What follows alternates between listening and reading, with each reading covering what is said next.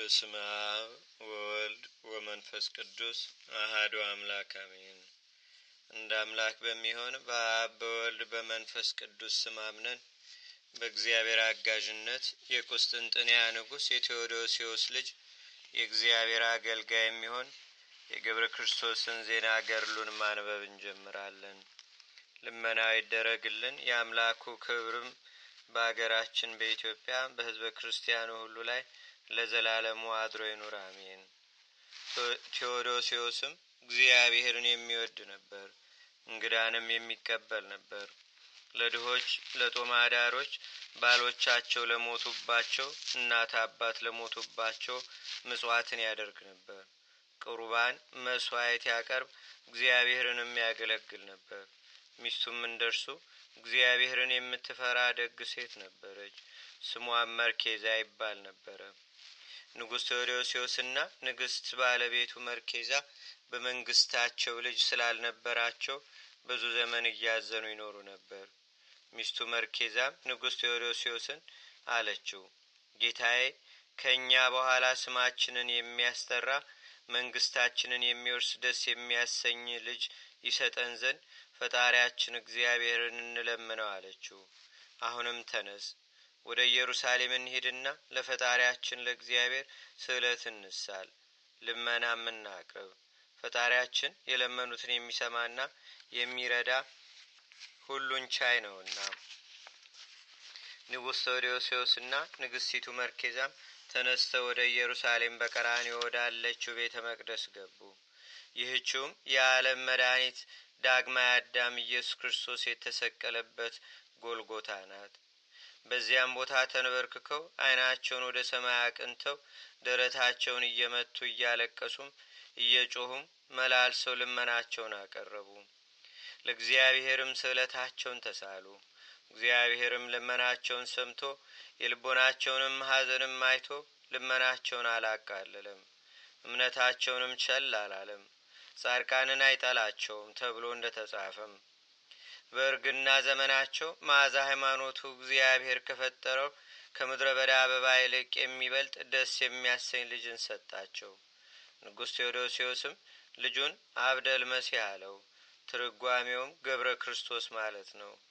አባቱ ቴዎዶሲዮስና እናቱ መርኬዛም እግዚአብሔር ልመናቸውን ሰምቶ ደግ ልጅንም ስለሰጣቸው ደስ ብሏቸው እግዚአብሔርን አመሰገኑት።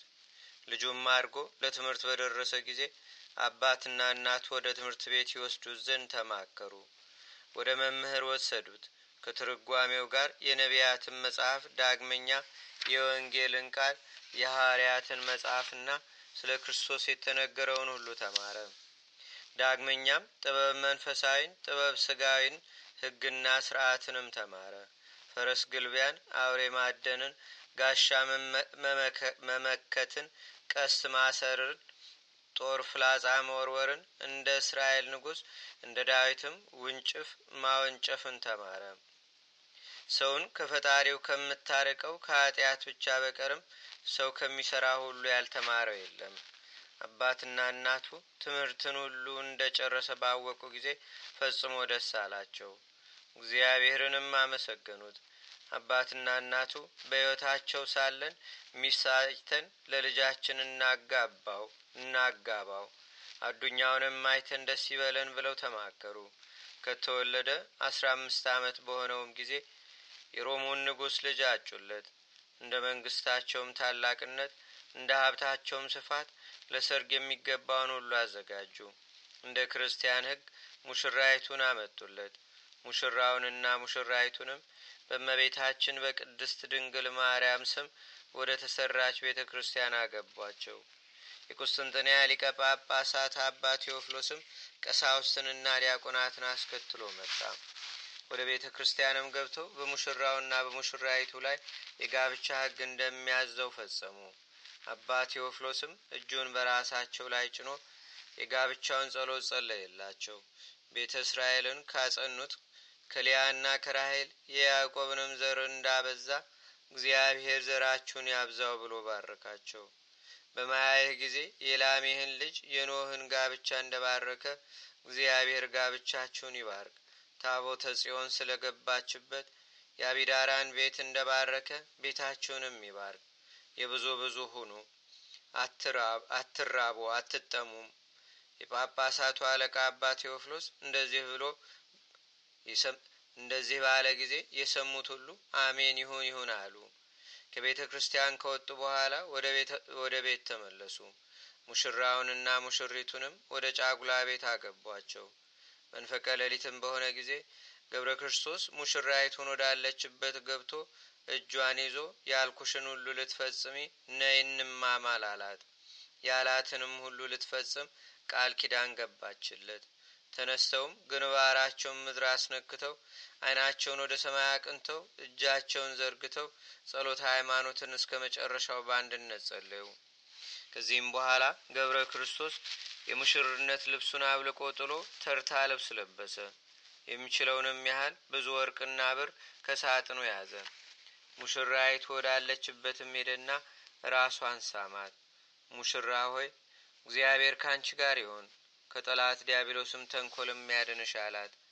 ሙሽራይቱም እያለቀሰች ጌታዬ ወዴት ትሄዳለህ? ለማንስ ትተወኛለህ? አለችው።